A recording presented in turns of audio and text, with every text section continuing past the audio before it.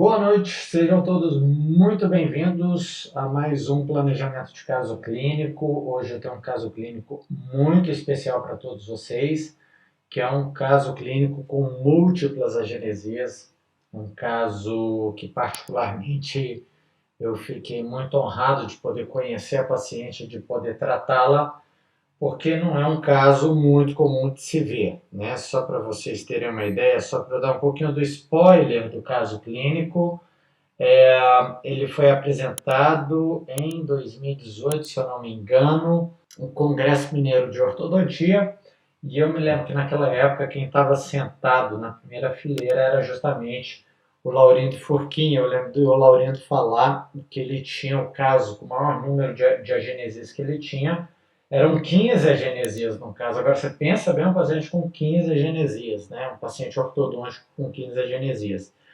E esse caso que eu vou te mostrar tem mais do que 15 agenesias, então não perde não, porque ele está bem interessante. Bom, aqui no Instagram eu estou vendo Ortobela, seja bem-vinda, Maria Aparecida, eu já vi também a Adriana, que entrou mais cedo. Pessoal, sejam todos muito bem-vindos. Juliana, eu tenho alguns recadinhos que vocês já conhecem, outros não. Acho que vale a pena a gente recordá-los, tá? Então, primeiro detalhe, as nossas aulas elas sempre terão, em média, 50 minutos, 30 minutos dedicados ao caso clínico propriamente dito. Os 10 primeiros minutos eu vou fazer alguns recados aqui para vocês e no final também eu abro para perguntas e algumas considerações finais. A primeira consideração que eu acho importantíssimo que vocês devem conhecer, devem saber, na verdade, deixa eu abrir aqui para vocês, é os cursos do Manhattan Academy. Por que é tão importante os cursos do Manhattan Academy? Porque são cursos muito bons, são cursos de curta duração e que eles vão ter 70% de desconto. Então, se você tiver interesse em fazer cursos rápidos, práticos, direto ao ponto e muito bons, ao vivo, todos online, vai para o Manhattan Academy. Para isso, você tem que entrar no nosso site www.planejamentocasusclinicos.com e aí você vai na aba cursos. Na aba cursos já vão estar dispostos para você todos os cursos que nós teremos na semana do Manhattan Academy. Bom, como eu disse para vocês, o caso de hoje ele é muito interessante e foi um caso tratado por mim.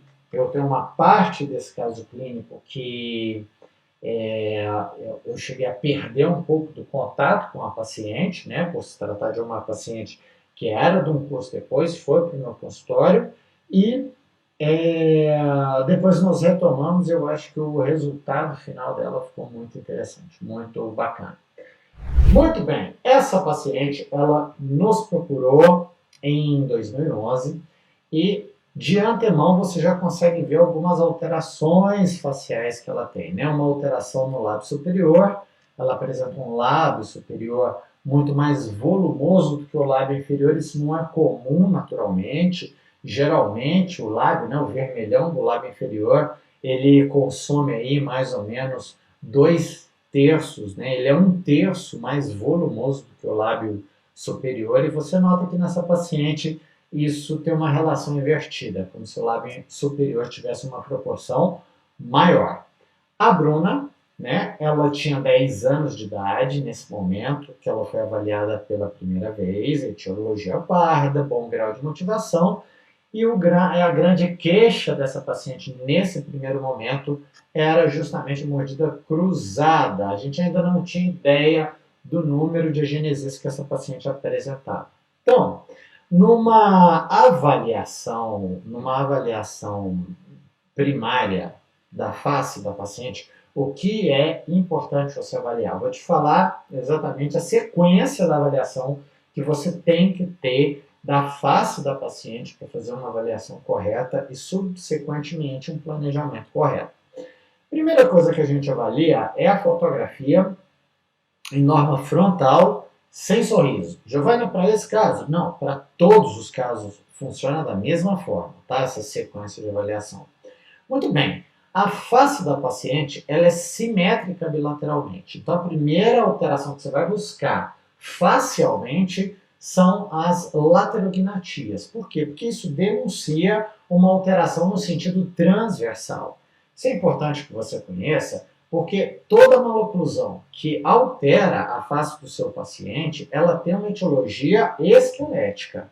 As maloclusões que não alteram alguma característica facial, elas vão ter uma etiologia dentoalveolar. E isso diferencia como abordar o seu paciente. Então, se eu estou diante de uma paciente que, eventualmente, a gente ainda não viu a boca dela, mas se ela tiver uma mordida cruzada unilateral e facialmente ela apresenta uma laterognatia, muito provavelmente essa mordida cruzada que a gente está vendo dentro da boca vai ter uma etiologia esquelética porque altera algum componente facial. Se você tiver uma mordida cruzada unilateral e essa mordida cruzada unilateral não alterar nenhuma característica facial, muito provavelmente essa mordida cruzada será de etiologia dentoalveolar. Então, a primeira coisa que você avalia é a laterognatia, se ela existe ou não. Não é o caso da nossa paciente. Nossa paciente apresenta um pouco de assimetria bilateral, a gente observa pela inserção dos globos oculares, né? Ela tem o globo ocular do lado esquerdo mais baixo do que do lado direito, isso chama-se distopia, né? Mas no terço inferior e no terço médio não apresenta uma grande alteração no sentido transversal, no sentido lateral. A segunda coisa que você tem que buscar nessa face são os corredores bucais. Né? Quando eu tenho uma paciente, agora falando especificamente da foto de sorriso, quando eu tenho uma paciente que apresenta corredores bucais muito amplos, isso denuncia uma atresia esquelética da maxila e, novamente, uma etiologia esquelética e não dentoalveolar.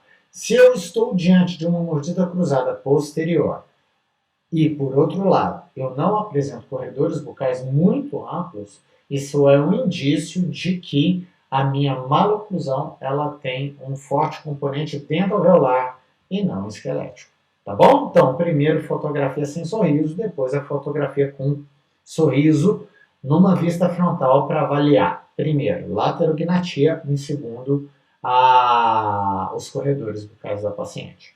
Em terceiro lugar, o que você tem que avaliar? As relações verticais.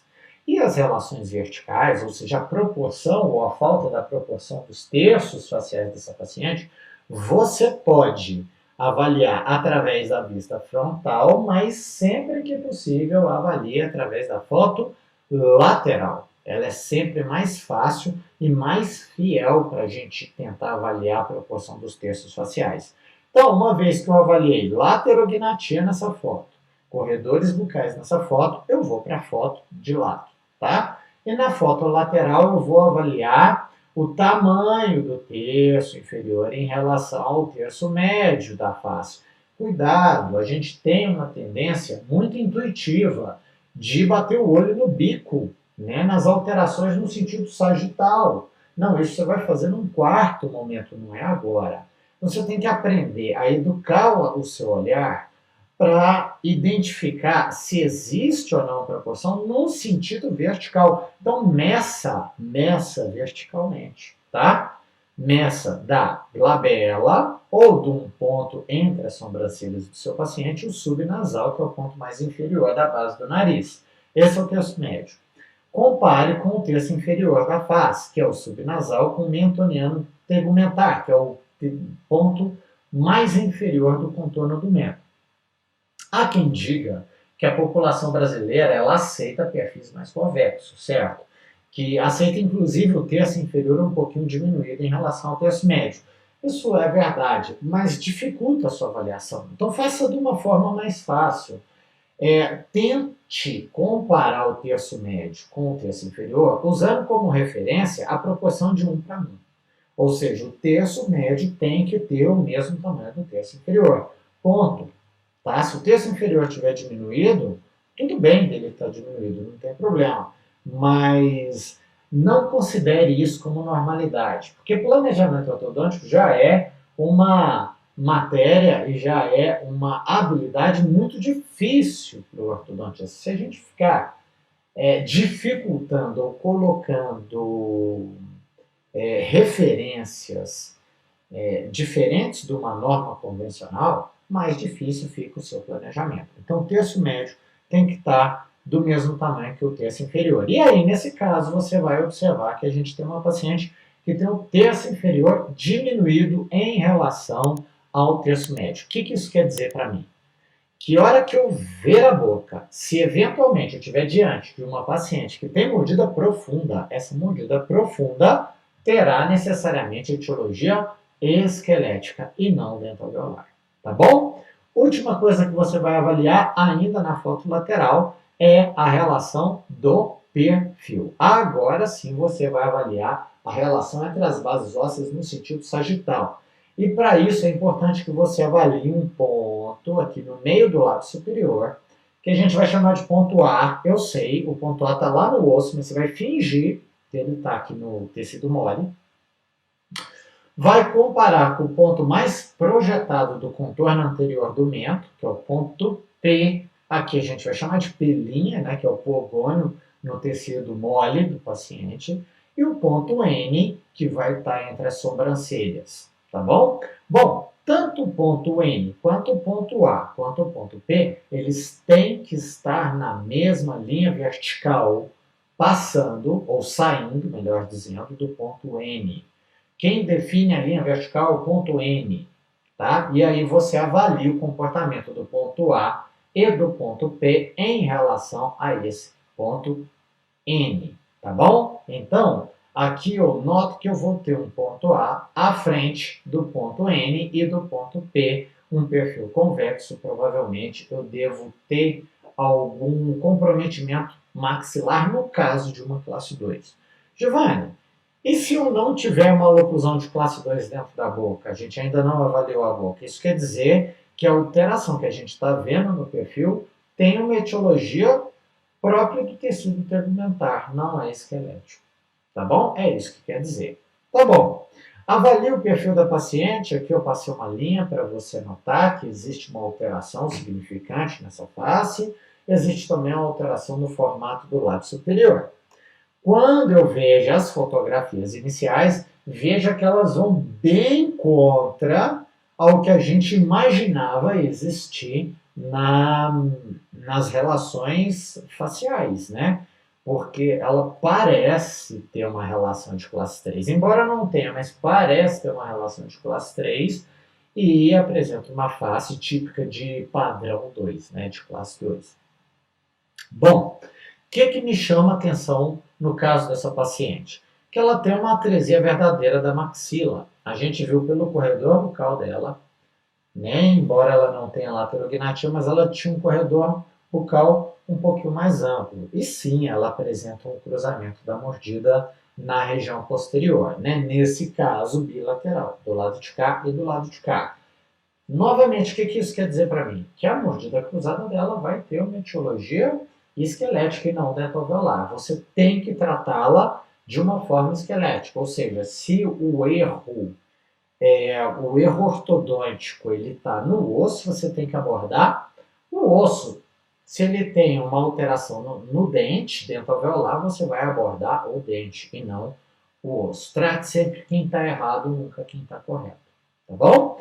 Associada a essa mordida cruzada, eu noto que ela também apresenta uma mordida profunda. E uma mordida profunda que tem o terço inferior da face diminuída é uma mordida profunda de etiologia esquelética e não dentoalveolar.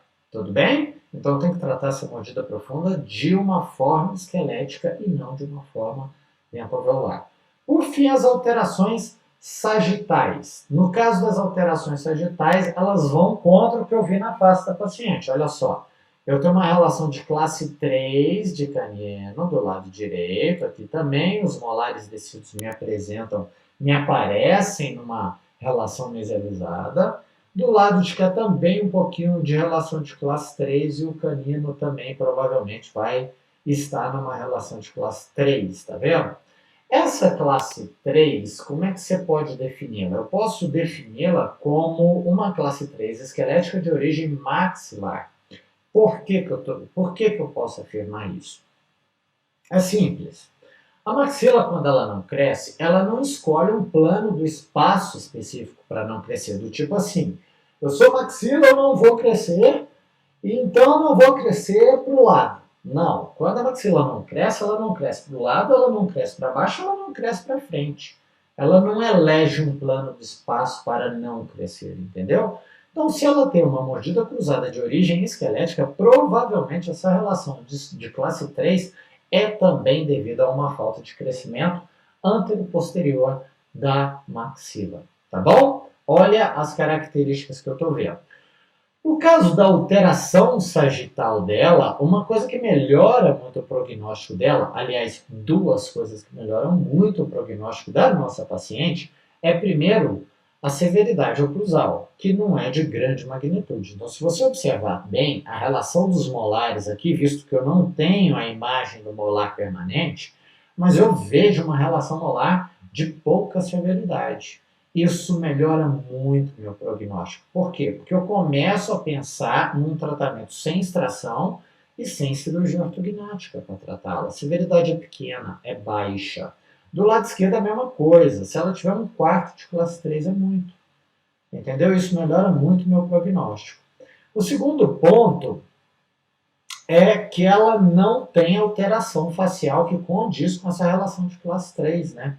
Então, muito provavelmente, ou tem uma alteração tegumentar interessante na face, que faz com que ela fique com um padrão de 2, ou essa classe 3 ela é dentoalveolar. E tudo que é dentoalveolar é fácil e tranquilo de ser tratado. Um último ponto que é importante quando você estiver diante de uma classe 3 é que as classes 3 elas se dividem, né, uma classificação do Suzuki que eu gosto muito, entre classe 3 fácil e classe 3 difícil. Classe 3 fácil é aquela que tem um padrão braquifacial ou mesofacial associado. Né? Então tem o terço inferior diminuído, tem o terço inferior da mesma proporção que o terço médio. Isso são classes 3 fáceis que podem ser compensadas dentoalveolarmente. Agora, se eu estiver diante de uma classe 3 com tendência a crescimento vertical, o prognóstico piora muito, porque aí eu posso estar diante de uma mandíbula que cresce muito e ainda é girada no sentido horário, entendeu? Isso limita as possibilidades de correção, né? E isso acontece basicamente por conta de um trabalho que a Daniela Garibe colocou certa vez e que é muito legal. Eu vou deixar o link desse trabalho para vocês no final da aula, que fala sobre a sínfise. A sínfise do dórico facial é muito estreita. E sendo muito estreita, mesmo que eu tirasse dois prés inferiores para fazer a retração e corrigir essa classe 3, eu não conseguiria. Por quê? Porque os caninos, tudo bem, eles vão para trás, mas os incisivos, né, se a sínfise ela é muito estreita, os incisivos não andam lateralmente pela sínfise, eles andam para trás. Se eu não tenho sínfise, se a sínfise é muito estreita, isso me impede o fechamento do espaço pela retração dos incisivos, entenderam isso? Se eu tenho um braque e eu vou extrair dois prés no braque, é mais fácil, dois prés inferiores, né? Nós estamos falando de classe 3. É mais fácil, por quê? Porque o braque tem uma sínfise mais larga. E sínfises mais largas permitem mais movimentação dos incisivos inferiores para trás, no caso eventual de uma extração dentária. Entenderam? Então, braque facial, ele tem a possibilidade de ter mais recursos para ser corrigidos, sobretudo quando a gente tem que fazer extrações em caso de classe 3, extrações de prés inferiores. No caso de dólico, as extrações elas são mais limitadas justamente pela espessura dessa sínfise, que muitas vezes vai impedir que mesmo fazendo as extrações eu consiga retrair os incisivos inferiores. No caso da nossa paciente, a gente tem perfil, aliás, a gente tem o terço inferior da face diminuído. E o que isso indica para a gente? Que ou a gente está diante de uma paciente meso, ou a gente está diante de uma paciente braquifacial, o que aumenta as possibilidades de tratamento, melhora muito o prognóstico dela. Então tá aqui a análise geral E análise local da paciente, relação de classe 3 do lado direito, do lado esquerdo também. Caninos permanentes ainda não estão erupcionados, mas os descidos estão em relação de classe 3. Linha média superior desviada para a esquerda, inferior para a direita, curva de SP de 1,5 mm, sobressaliência de 2 mm, levando em consideração o central que não está cruzado, né? Ela tem aí também uma sobressaliência negativa se eu usar como referência o central que está cruzado. Isso é um outro ponto interessante do nosso tratamento. E a classificação de Engel é a classe 3. Pessoal do Instagram, vão para aquela plataforma, tá, que passa só vídeo, que lá eu estou mostrando todos os slides do caso clínico, tá bom? Beleza. Qual é o endereço da plataforma? Manhattan, planejamento de casos clínicos, tá bom? Te espero lá. Pula para cá, que aqui você vai entender melhor o caso clínico. Toda vez que você for avaliar a severidade de maloclusão, tenha sempre em mente, tenha sempre o cuidado de avaliar pela relação molar, tá? Eu gosto sempre de dizer que quem define a severidade da maloclusão, ou seja, o que você vai fazer pelo seu paciente, é a relação molar, é o molar quem manda na oclusão, tá? Agora, quem define o final do tratamento é sempre os caninos. Isso por quê? Porque em normas gerais, tirando as situações de agenesia de incisivo lateral superior, os caninos têm obrigatoriamente que terminar em relação de classe 1.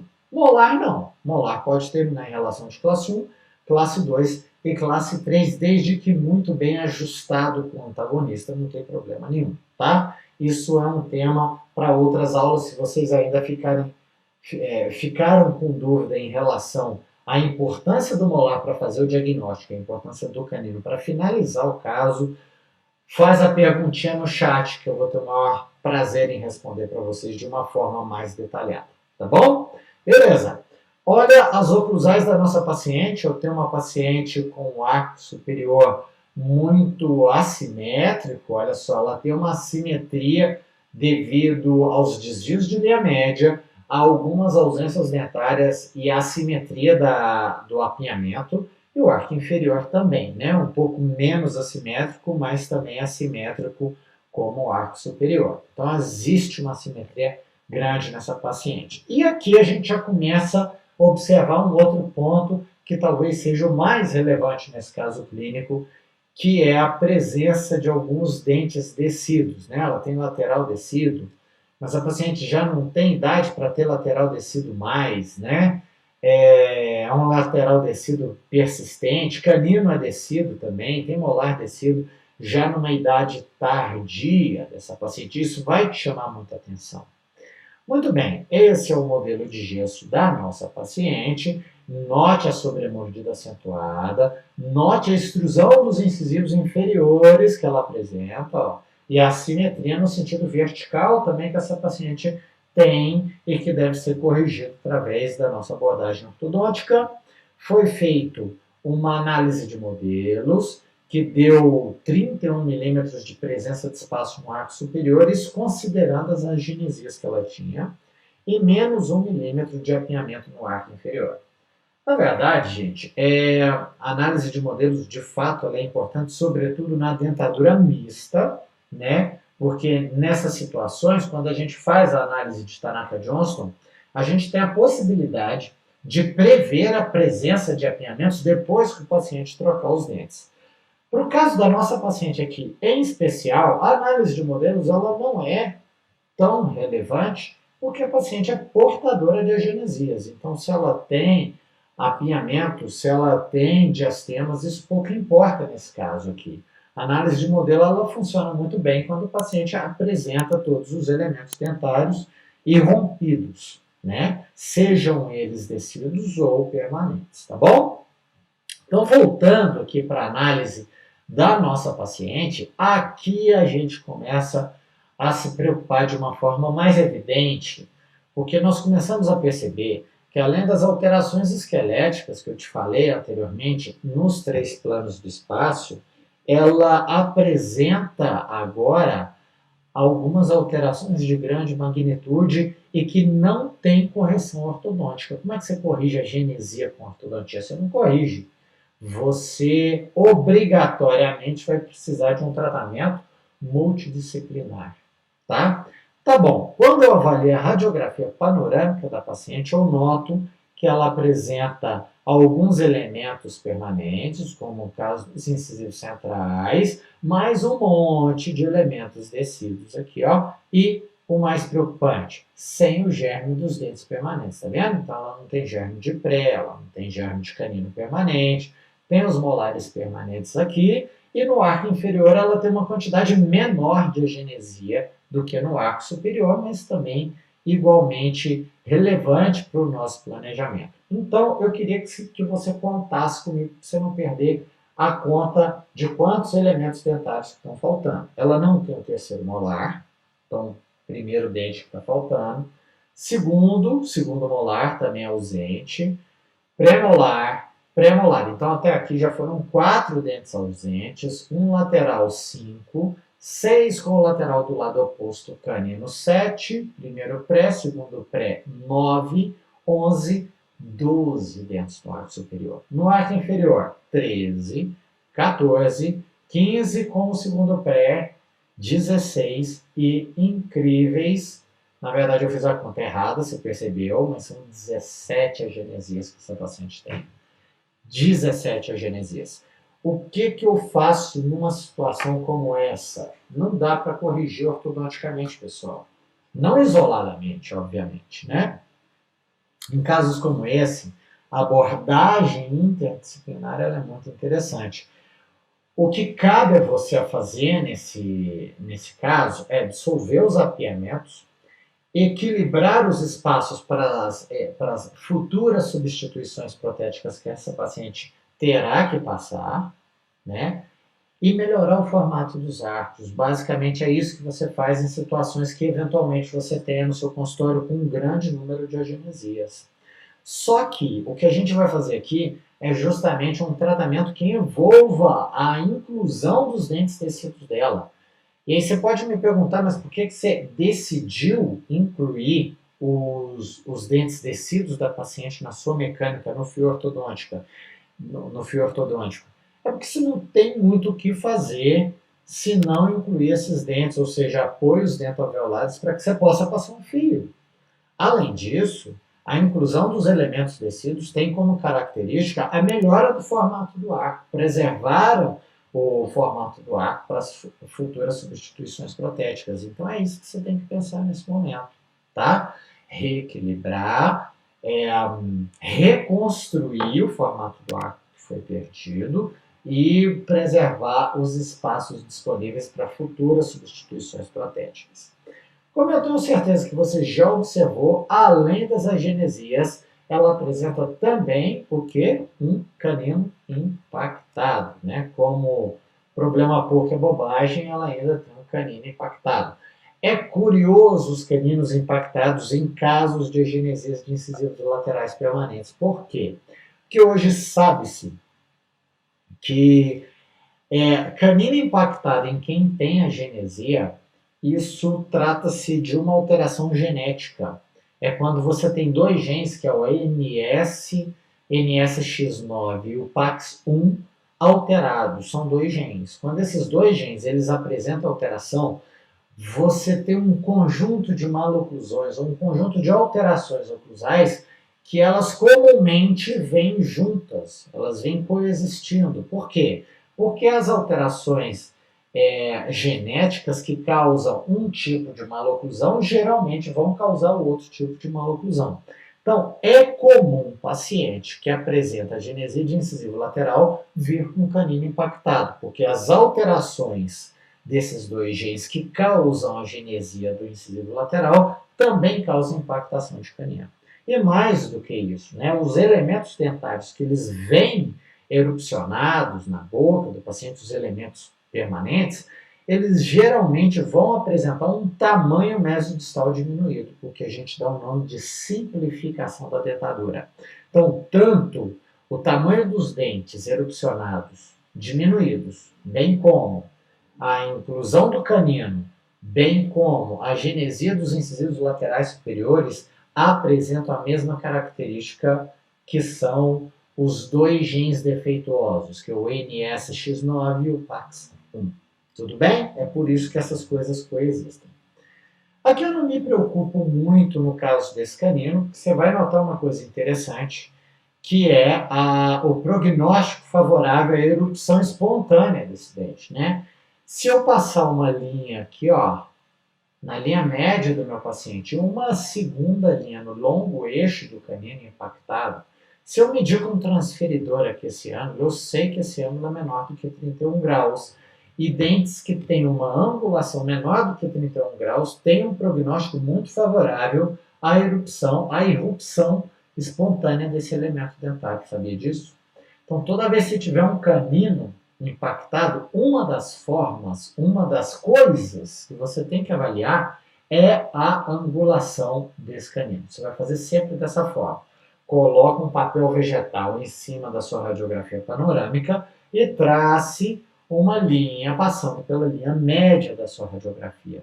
Uma segunda linha você vai passar no longo eixo do canino impactado. Meça o ângulo. Se for menor do que 31 graus, o prognóstico melhora bastante. Agora, se eu tiver um canino impactado com um ângulo maior do que 31 graus, não quer dizer que você não vai conseguir tracioná-lo cirurgicamente, mas o prognóstico da erupção espontânea dele vai ficar comprometido. Quanto mais angulado, quanto mais deitado, pior é o prognóstico.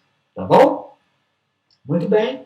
Radiografias periapicais mostrando a quantidade enorme de agenesias que a paciente tem, ó, agenesia de lateral, de canino do outro lado, né, de premolares, e no arco inferior também, tá?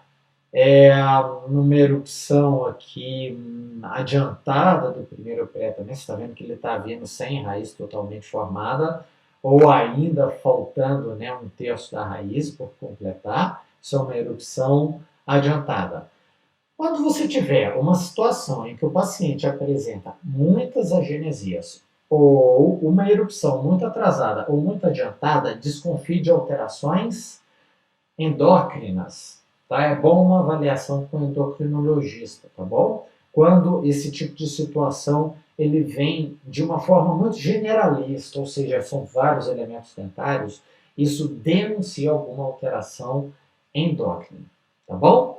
Muito bem, outro ponto que é relevante e é importante para a gente determinar o prognóstico, né, da vinda desse canino espontaneamente é a distância do plano oclusal.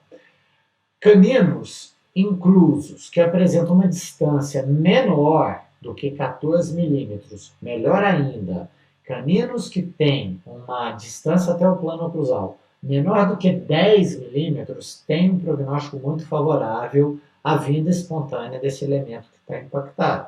Se o canino tiver uma distância maior do que 14 milímetros, o prognóstico ele vai ficando cada vez mais reservado, cada vez pior. Cada vez será mais difícil a inclusão desse canino no arco dentário. Tá bom? Mais uma vez, deixa eu convidar o pessoal do Instagram, vá para aquele canal, tá, que passa só vídeo, que você conhece muito bem. Lá eu estou mostrando os slides do caso clínico, tá? Qual é o endereço do canal? É Manhattan, com 2 T's, planejamento de casos clínicos. Estou te esperando lá, tá bom? Beleza. Olha a teleradiografia da nossa paciente, evidenciando a diminuição do terço inferior, e agora fica mais fácil de eu avaliar que as bases ósseas. Ó. Base óssea, maxila e mandíbula totalmente paralela é muito difícil de encontrar. Já encontrei, mas é difícil. Tá? É mais comum a gente encontrar um pouco de divergência entre as bases ósseas. Quando isso acontecer, ou seja, eu tiver uma maxila um pouquinho, tá, divergente em relação à mandíbula, isso denuncia um padrão braquifacial. Agora, quando essas bases ósseas apresentarem muita hiperdivergência, aí sim eu estarei diante de um dórico. Então, nesse caso, a gente está diante de uma braquifacial. Qual a lista de problemas? Um monte de coisa, né? A gente tem uma mordida profunda na região anterior, uma mordida cruzada anterior também, Relação molar de classe 3, a gente já viu que de pequena severidade de etiologia dentoalveolar, diastemas generalizados causados pelo excesso de genesis que a sua paciente tem, curva de espelho profunda, desvio combinado da linha média superior para um lado e da linha média inferior para o outro. Como que eu planejo esse caso? Primeira coisa, tem alteração transversal? Sim ou não? Se sim, qual a etiologia dessa alteração transversal? Dentária ou esquelética? Aqui nesse caso a gente sabe que ela tem uma alteração transversal, eu estou vendo, ela tem mordida cruzada dos dois lados, e ela tem uma alteração de etiologia esquelética. Então eu tenho que disjuntar lá. Se o problema é esquelético, eu tenho que fazer uma correção esquelética e não dentoalveolar. Tá bom? Então nós vamos disjuntá-la. Segundo ponto, ela tem mordida profunda? Sim ou não? Ela tem alteração vertical? Sim ou não? Tem. Tem uma alteração vertical que é a mordida profunda. Essa mordida profunda tem qual etiologia? Dentária ou esquelética? Esquelética. Por que esquelética? Por que você bate o martelo? Porque o terço inferior da face está diminuído em relação ao terço médio. Então a mordida profunda dela é esquelética. Como que eu trato mordida profunda esquelética? Sempre instruindo a bateria posterior. Quando eu tiver uma mordida profunda de origem dentalveolar, eu intruo o dente anterior. Quando eu tiver uma mordida profunda esquelética, eu extruo a bateria posterior. Como essa mordida profunda vem acompanhada com o terço inferior da face diminuído, ela é esquelética, eu tenho que extruir dentes posteriores. Então, primeiro eu disjunto, depois eu permito a extrusão dos dentes posteriores, porque ela tem molar permanente ainda, né? Como que eu vou fazer isso? Através de um batente anterior que permita a extrusão dos dentes posteriores. Ela tem alteração sagital, que é a última coisa que a gente vai abordar? Sim, ela tem alteração sagital. Essa alteração sagital, ela é uma relação de classe 3, de origem dentalveolar ou esquelética. Nesse caso, como a face é uma face de padrão 2 e ela tem uma oclusão de classe 3, a classe 3 dela é de origem dentária e não esquelética, porque não altera a face. Entenderam o raciocínio? Dessa forma, provavelmente eu vou usar um elástico intermaxilar para fazer a correção sagital. Tá bom? Pessoal do Instagram, obrigado pela presença. Doutora Luciene, Fê Gomes, quem mais?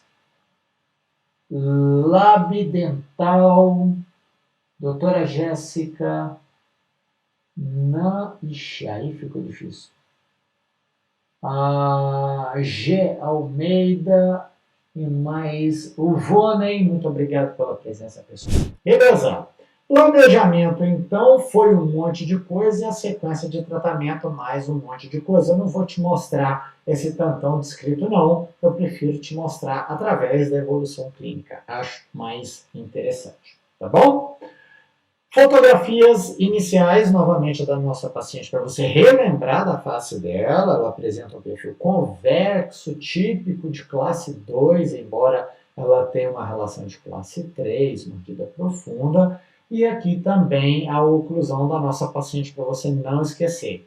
Relação sagital alterada, relação vertical alterada e ainda uma atresia de origem esquelética. Como eu te falei anteriormente, a primeira coisa que nós vamos fazer é a disjunção, tá bom? Bom, essa disjunção, pessoal, ela pode ser feita com o IRAX ou poderia ser feita com o RAS? Poderia. Por que eu digo isso? Porque toda vez que eu uso um aparelho disjuntor que tem recobrimento oclusal, ele vai impedir o desenvolvimento vertical da relação posterior. E é justamente o contrário que a gente quer fazer, porque trata-se de uma mordida profunda de origem esquelética, correto? Só que como ela não tinha muito suporte dentalveolar, ela não tinha muito suporte dentário, ela não tinha muito dente permanente na região posterior, foi optado pelo McNamara para que você conseguisse uma adesão melhor, uma retenção melhor do seu disjuntor. Entenderam isso? Porque, na verdade, se eu for utilizar como avaliação a mordida profunda dela, eu deveria utilizar um aparelho que não tivesse recobrimento oclusal na região posterior, nesse caso um raso ou um írax, né? Mas como ela não tinha muito dente permanente, a gente optou pelo McNamara para aumentar essa retenção do aparelho. Então a gente vai fazer a disjunção, 2/4 de volta de manhã, 2/4 de volta à noite, até a sobrecorreção, tá? Isso vai levar de 7 a 10 dias. E para auxiliar o descruzamento desse incisivo central que estava cruzado, nós vamos pedir para o nosso laboratório uma alteração no nosso aparelho, que é simplesmente uma molinha digital. Então ela está aqui, ó. Essa mola digital a gente abre esses helicoides aqui, ó. Ao abrir esse helicoide, você aumenta a pressão dessa parte anterior da mola contra a face lingual do seu incisivo central superior. E isso vai paulatinamente descruzando a mordida da paciente, o que é muito bom para esse caso, porque eu estou apenas acelerando o que o aparelho fixo faria, entendeu? Então, é muito interessante você fazer essas correções o quanto antes. Então, desde que possível, peça essas alterações para o seu laboratório, que você vai ter um ganho e uma diminuição da parte ortodôntica fixa muito grande, tá? Aí vai a segunda vantagem de se utilizar o McNamara nesse caso, que é o fato do próprio aparelho, por conta do recobrimento oclusal, desocluir os arcos, permitindo a passagem do incisivo central para a região anterior. Isso é muito importante. Então, aqui te mostrando a parte final da disjunção. Então, aqui, ó, a rafa palatina já totalmente aberta, tá vendo? Aqui é a nossa mola digital. E mais à frente, depois de 5 meses pós-disjunção, mostrando, né, a neoformação óssea que houve na região mediana da paciente. Está aí descruzado. Note que a paciente, por ter essa grande alteração esquelética, essa alteração também de característica hormonal muito forte, olha que interessante, você disjuntou a paciente, ela tinha um recobrimento oclusal e ela continuou extruindo os dentes anteriores. Você está vendo que está voltando a sobremordida profunda dela, mesmo com a desoclusão proporcionada pelo nosso McNamara. Olha só, tá vendo? Então tá aí 7 meses depois da disjunção com o aparelho. É a primeira coisa que a gente sempre corrige, independente do caso clínico que você vai tratar, são as relações transversais. Tá aí, paciente já com incisivo central descruzado, tá? E a gente aguardando aquele período de 6 meses, né, de 6 a 8 meses, para a entrada do aparelho fixo. Nossa paciente teve uma pequena melhora na face, tá vendo? O perfil ficou um pouquinho mais reto, embora não muito. Ela continua ainda com hipodesenvolvimento esquelético, então eu ainda consigo observar os corredores bucais aumentados, o que a gente vai tentar com o aparelho fixo melhorar ainda mais a condição do formato desse arco. Tá, aí nesse momento a paciente estava sendo abordada na escola, eu acabei perdendo um pouquinho do contato com a paciente, né? Isso aconteceu porque eu comecei a dar aula fora, em outras cidades, eu acabei perdendo o contato um pouquinho dela.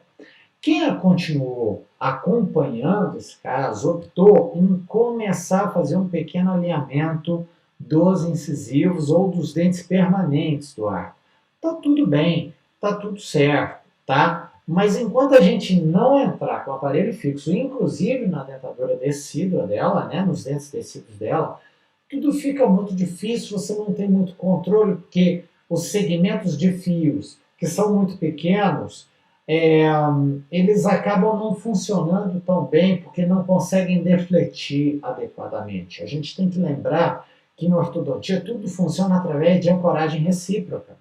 Para que você movimente os dentes anteriores, você tem que necessariamente ancorá-los nos dentes posteriores e vice-versa. Se eu quiser movimentos na região posterior, eu tenho que ancorá-las na região anterior, entendeu? E quando a gente limita o nosso fio só para uma região do arco, como a região anterior ou só a posterior, você acaba perdendo parte dessa deflexão do fio, justamente por você não ter dentes adjacentes que servirão de ancoragem.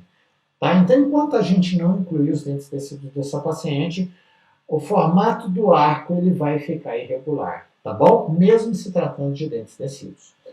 Um detalhe interessante é que ela acabou esfoliando o lateral dela, do lado de cá, do lado esquerdo, tá vendo? O lateral descido, e aquele canino que a gente tinha visto anteriormente, que tinha um bom prognóstico, acabou erupcionando espontaneamente, tá?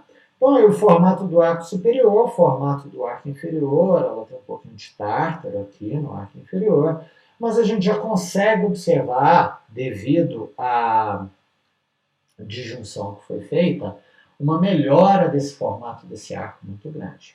Então, aqui um momento mais à frente, ela continua com uma sobremordida, uma extrusão muito grande dos dentes. Aqui uma relação de classe 1 acabou sendo formada nos caninos, né? E aí chegou a hora da gente começar a pensar numa outra mecânica que seja mais inclusiva dos outros elementos dentários, tá? É aí que a gente entrou com uma barra palatina. O que essa barra palatina está fazendo aí?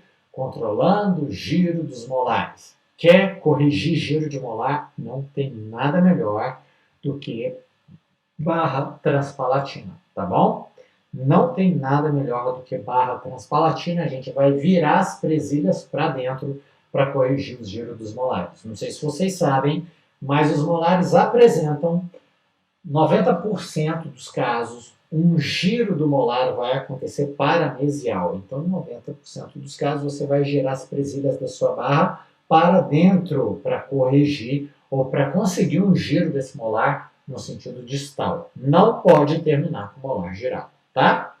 Tá aí a nossa paciente. Bom, nesse segundo momento, uma vez corrigida a relação transversal, a gente vai corrigir a relação vertical. Lembra? E para fazer essa correção vertical, o que nós vamos fazer? Nós vamos utilizar um botão anterior, tá? Esse botão anterior vai permitir a extrusão da região posterior, mesmo que com poucos elementos, permanentes, tá bom? Então tá aí, ó. O tamanho do batente para permitir a extrusão dos dentes posteriores. E aqui já a inclusão do arco inferior. Giovanni, você colou bracket de pré-molar no molar descido? Sim, eu colei no molar descido. A ideia é melhorar o formato do arco dentário. Não se preocupe, se ela tiver uma boa sustentação radicular, o seu molar descido ele vai aguentar a força do seu fio ortodôntico e não vai terminar a esfoliação dele por conta da força que você estiver fazendo. A não ser se for um caso onde o dente ele já tem um suporte radicular muito pequeno. Um dente descido com um suporte radicular pequeno, ele não vai suportar a força ortodôntica e vai acabar esfoliando. Esse é o caso desse lateral aqui que você vai ver. A gente não vai incluí-lo na mecânica por conta do tamanho radicular dele muito diminuído. Aqui o lado esquerdo, a gente fazia na mesma mecânica. Então, depois da disjunção, a desoclusão do arco, a permissão da desoclusão para que a gente tenha extrusão. Esse processo chama-se extrusão diferencial de Harvey, né? Ou seja, a extrusão controlada da relação posterior quando a gente desoclui os dentes anteriores. Olha o formato do arco já muito mais alinhado e nivelado, tá vendo? E num segundo momento, sim, a gente vai entrar com o aparelho fixo também em todos os dentes superiores, sejam eles permanentes ou descidos. Note unicamente o canino que a gente colou de ponta cabeça, porque a ideia aqui é migrar esse canino para a posição do lateral. Nós vamos transformar esse canino em lateral. Sempre que você for fazer isso, em qualquer situação de agenesia, é importante que você inverta o bracket do canino para ganhar mais angulação na raiz desse canino, tá? Então eu quero jogar o canino, jogar a raiz do canino para a mesial, eu inverto a posição do bracket do meu canino, certo? Então, uma angulação que era de mais 11 graus, ou dependendo da prescrição que você vai usar, mais 9, ela vai virar menos 9, menos 11 e vai jogar essa raiz mais para a mesial. Tá bom? Beleza. Quando a gente inverte o bracket, a gente altera, na verdade, o torque, né? Não é tanto a angulação assim, é o torque do dente que vai ficar alterado. A angulação é quando a gente altera o lado e não exatamente o giro de 180 graus. Note o seu lateral do lado direito, o dente 52, ele vai ficar sem colagem, porque é um dente que já está com um grau de mobilidade 25, entendeu? Então, a gente vai preservar o espaço para a futura instalação do implante nessa região, mas ele não vai ser colado para a gente evitar que ele esfolie, termine a esfoliação dele. Já está muito bom nessa posição. E vamos alinhando e nivelando o conjunto de dentes, mesmo assim, incluindo os dentes descidos. Aqui já a melhora do arco superior, do arco inferior. Aqui é um fio 0,14 de níquel titânio, a gente ainda não passou por um fio mais calibroso. Em situações onde você tem essas alterações articulares ou periodontais, o ideal é que você protele, né, que você fique com mais tempo com os fios ortodônticos, sem troca, com muita frequência. Então, essa paciente ela ficava 3, 4, 5 meses com o mesmo fio ortodôntico, sem problema nenhum. Aqui já em agosto de 2015, note a melhora do formato do arco da paciente. Ela ainda com batente, esse batente foi aumentado várias vezes para permitir sequenciais extrusões dos molares e dos dentes posteriores. E aqui algumas considerações que a gente fez para a marca de bracket. Esse é um bracket muito interessante, é um bracket da Infinity, né? O Deore, é o primeiro desenho do Deore, e ele tem algumas características que eram muito bom, muito interessantes. Eu fui consultor científico da Infinity por muito tempo, então isso é mais um papo que eu tive com os construtores dos brackets da Ortodente, né? Como a base do bracket ser mais ampliada, maior, né?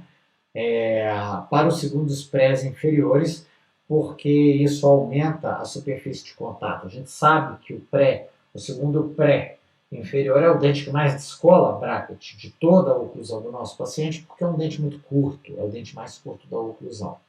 Mas algumas considerações que foram feitas, a necessidade de se fazer uma marcação de alto relevo, os tubos da Infinity são fantásticos, são excelentes, são muito bons, estão aí corroborando o que a gente tinha até então. Continuando o alinhamento e nivelamento, nesse momento foi a fase do fechamento controlado dos espaços. A gente não vai fechar todos os espaços, mas só aqueles que são mais importantes para a gente, para equilibrar, né, para reposicionar esses dentes de uma maneira que seja mais harmônica e que facilite o trabalho do implantodontista ao final do crescimento da nossa paciente, tá? Então tá aí, como ela tinha uma extrusão muito forte de dentes, né, que beirava o descontrole, a gente acabou passando o batente anterior para a região posterior. Então note aqui os batentes feitos na região posterior do arco, para ainda assim permitir mais extrusões dos dentes anteriores, nesse caso, mas também dos dentes posteriores, para controlar relações verticais, né? A ideia é essa, tá? Obviamente que sempre que possível você vai manter o seu batente na região anterior, tá bom? Por quê? Porque batente na região anterior permite a extrusão dos dentes posteriores. Batente posterior é mais para permitir a extrusão dos dentes anteriores e para restringir o crescimento vertical dos molares. Então, não foi ideal essa mecânica de colocar o batente na região posterior. De fato, não é. O ideal era que fosse na região anterior. O que acontecia no caso específico dessa paciente é que ela não tinha um controle, né, de placa bacteriana muito grande na região anterior, e aquele botão na região anterior estava causando uma inflamação muito, muito grande, inclusive na região anterior ali da papila, entre os dois incisivos centrais. Vocês vão ver que ela vai ter um comprometimento periodontal muito grande, que a gente vai precisar de um periodontista para tirar aquele excesso de tecido, né? É muito comum nesses grandes diastemas, ao fechar o diastema, existe uma inflamação na papila ali, muito grande, caso a paciente não higienize, assim, mas com muito critério, vai inflamar muito, né? Forma uma flor ali, né? Uma couve-flor naquela região, não é verdade? Tá bom, e ainda falando da região posterior, a gente aboliu as bandas para colocar a redilha da Morelli. Então, nós soldamos um tubo lingual na redilha da Morelli e fizemos uma colagem direta do tubo lingual na coroa do dente, ao invés de fazer uma bandagem, né? Essa redilha eu vou deixar para vocês também um link para vocês conhecerem melhor essa redilha, ver onde que compra e como é que você instala, como é que você faz essa soldagem. No final da aula eu coloco os links para você, tá bom? É interessante, funciona muito bem e evita um monte de bandagens. Não digo todas as bandagens, mas um monte, né? Todas não adianta porque vai ter situações em que você vai usar A e B, e a força do A e B é uma força ortopédica muito forte, vai arrancar o seu tubo se você não bandar. Muito bem. Fase final do alinhamento e nivelamento, já o problema transversal corrigido, fechamento criterioso dos diastemas da região anterior. Aqui mais, numa fase mais adiantada, a gente já está num fio 17 por 25 de TMA para controle dos torques. Esse dente está muito bambo, então foi por isso que ele não foi incluído ainda e não será na mecânica.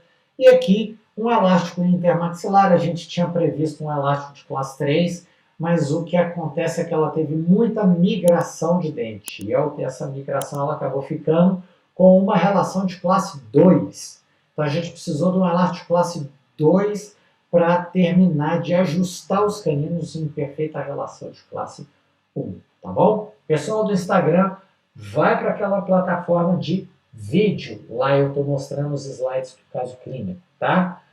Na plataforma de vídeo, nosso endereço é Manhattan, Planejamento de Casos Clínicos. Tá bom? Aí lá você consegue ver os slides da aula. Muito bem, então foram utilizados os elásticos de classe 2 bilateralmente para reposicionar os caninos, que são sim tecidos, numa relação de classe 1 e melhorar a relação sagital dela. Note a gengiva. Lembra que eu te falei da inflamação que acontece, que é muito comum em pacientes que precisam de uma higienização mais forte, em situações onde a gente fecha diastemas de grande proporção. Olha só, olha o tamanho da gengiva, isso aqui a gente vai precisar de um periodontista. Isso porque nesse caso não se trata de uma hipertrofia, né? Que é um aumento do volume celular. Trata-se de uma hiperplasia, o aumento do número de células. E não tem muito o que fazer, tem que tirar cirurgicamente, tá? E ela vai tirar essa região aqui anterior, vai melhorar, precisa melhorar a higienização, concordo com você. Aqui ela já está num período bem mais adiantado do nosso caso. Aqui já são os elásticos de intercuspidação, são elásticos 5,16 para terminar, sobretudo, o encaixe dos molares na região posterior do arco. Note também que nessa fase ela já fez a remoção da gengiva, tá vendo? Ó, então já melhorou a condição gengival na região anterior e na região posterior você vai notar uma coisa interessante que faz parte da própria alteração esquelética dela. Ela vai chegar a cruzar a mordida na região posterior novamente. E aí a gente já vai ter tirado o aparelho dela. Nós vamos fazer essa correção novamente da mordida cruzada através de aparelhos removíveis. Então aqui numa fase final, estamos terminando o caso, elástico em cadeia, fechar esses pequenos diastemas que ainda restam, melhora do formato do arco, e aqui a finalização. Você falou, Giovanni, mas terminou desse jeito? Sim. Por quê? Por conta da anomalia que ela tem das estruturas dentárias e do excesso de espaço que ela apresenta devido ao número muito grande, 17 agenesias que ela apresenta. Tá vendo? Então tá aí, canino bem posicionado na região do lateral, linha média centralizada, o lateral descido que está muito comprometido e os demais dentes. Aqui a gente nota o cruzamento que eu te falei que ia acontecer, que ela acabou recidivando. Ó. Só que a gente já tinha tirado o aparelho. Então nós optamos em fazer essa recorreção, né, através de um aparelho removível, né, de duas placas de Howell, uma superior e uma inferior com molas. Tá bom? Muito bem. Então, lado esquerdo, aqui nós temos um canino descido, aqui nós temos um canino permanente que vai fazer as vezes do lateral, e o formato do arco superior totalmente alinhado e nivelado no arco inferior também, como ela tem menos diastemas, não houve tanta necessidade de se preservar espaço, não. A última fase, pessoal, é que quando nós removemos o aparelho dessa paciente, ela ainda tinha crescimento ativo. Era uma paciente muito jovem, né? Ela estava, se não me engano, com 12 para 13 anos. E nós sabemos que a substituição protética ela só vai acontecer ao final do crescimento ativo, ou seja, ela tem que parar de crescer para colocar os implantes.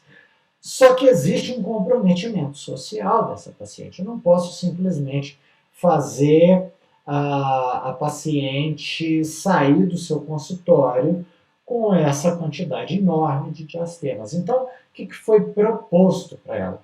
Fazer uma reanatomização, mesmo que provisoriamente, desses dentes, até ela terminar a fase do crescimento ativo. E aí sim a gente vai fazer a gente vai fazer a substituição protética com implantes. Tudo bem? Então, as relações de classe 1 muito bem ajustadas. Agora, a gente vai colocar as contenções.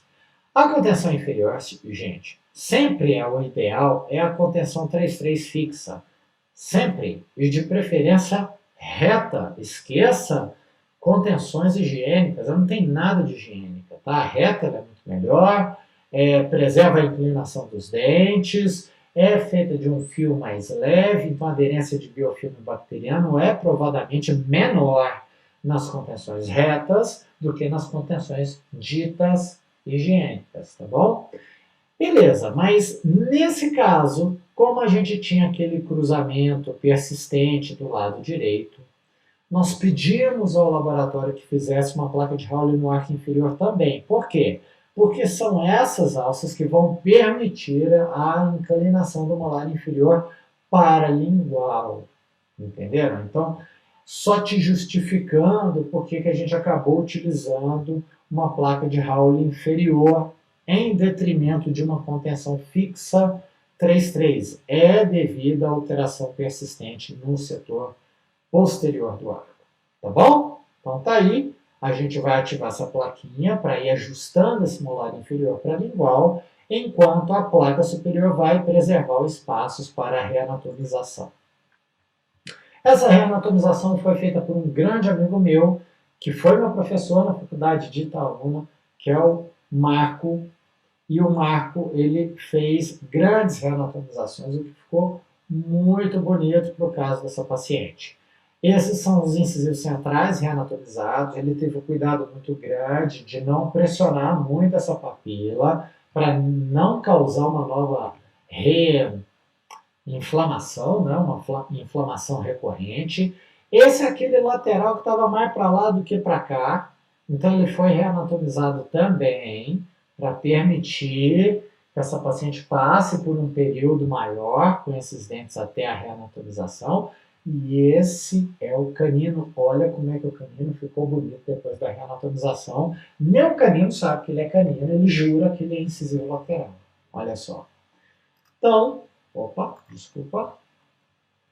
Do lado direito também, ainda fazendo a correção com as placas de Howell, a região posterior e aqui a região anterior reanatomizada para aguardar o término do crescimento da paciente. Óbvio, ela ficou com uma sobremordida, eu entendo, concordo com vocês, mas é mais causado pela reanatomização do que propriamente da estrutura dentalveolar, tá? E lembre-se que trata de de reanatomizações que são provisórias, né? Tem elemento descido aí que vai ser removido para ser instalado implantes osso-integráveis aí, ao final do tratamento. Então, tá aí a nossa plaquinha, aqui já a nossa placa com uma alça que está sendo ativada para correção da relação transversal, aqui do lado direito, e um equilíbrio muito maior, né, do formato desse arco pós-tratamento do que a gente tinha anteriormente. Nós conseguimos dar função para essa paciente, estética para a oclusão dela, e uma melhora facial significativa para ela passar a fase da adolescência até a troca pelos implantes osso-integráveis. Esse é um formato do arco superior, que ficou muito harmônico, muito bonito também. E o formato do arco inferior dela também, depois de controles periodontais, né, o resultado final ele acabou ficando muito satisfatório. Essa é a nossa paciente, aguardando o término do crescimento para a instalação dos implantes osso-integráveis, e aqui algumas avaliações para vocês compararem como é que o que a gente teve de resultados positivos depois da abordagem ortodôntica. Essa é a visão frontal antes do tratamento, com mordida cruzada, tanto na região anterior quanto na região posterior.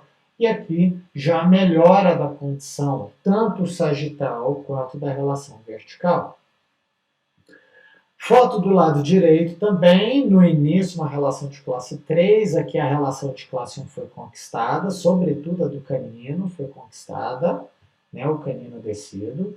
E do lado esquerdo também a mesma coisa, a mesma situação. Descruzada a mordida, descruzada a região posterior, descruzada a região anterior, um engrenamento, né, e uma intercuspidação muito boa do lado esquerdo também.